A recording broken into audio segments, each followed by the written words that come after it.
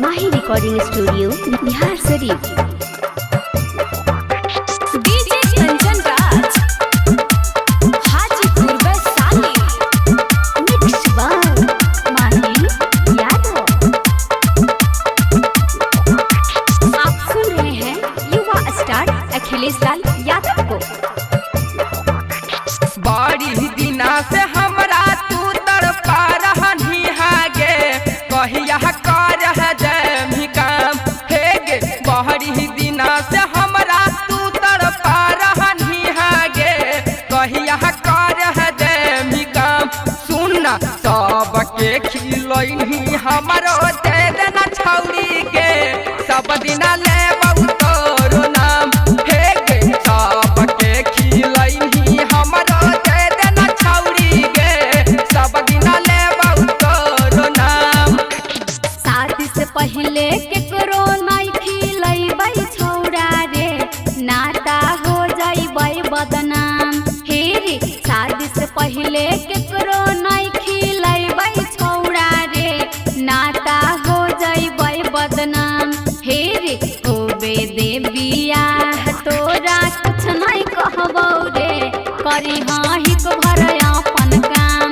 सुन ना होबे दे बियाह तोरा कुछ नहीं कहबौ रे करी हाँ ही को भर अपन काम।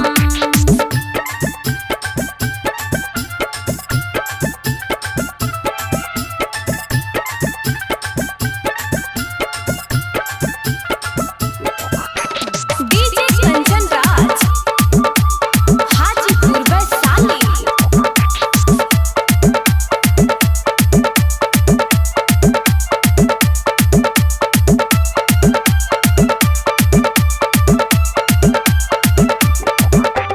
बारह दिन बरदस कलियौ अब हो बना छौरी गे मोबिल हाकौ हमर हो जाम हे गे। बारह दिन बरदस कलियौ अब हो बना छौरी गे मोबिल हाकौ हमर हो जाम हे गे। सबके खिलैनी हमरो दे देना छौरी गे सब दिना ले तोरो नाम हे गे। सबके खिलैनी हमरो दे देना छौरी गे सब दिना ले तोरो नाम।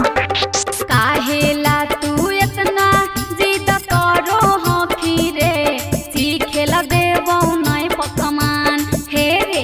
काहेला तू इतना जिद करो हो फिरे सीखेला देबौ नहीं पकमान हे रे। हो जैतौ बियाह तोरा कुछ नहीं कहबौ रे करी हाँ ही को भर अपन काम हे रे।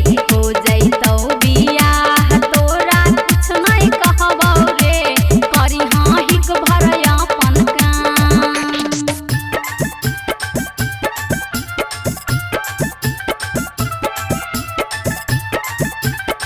Mix by Mahi Yadav.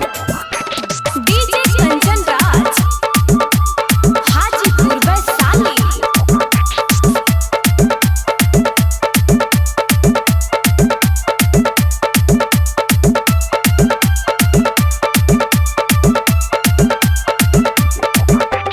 आमन अखिल सवा के खिलैनी छौरी गे हमरो कर देना काम हे गे। माही अखिल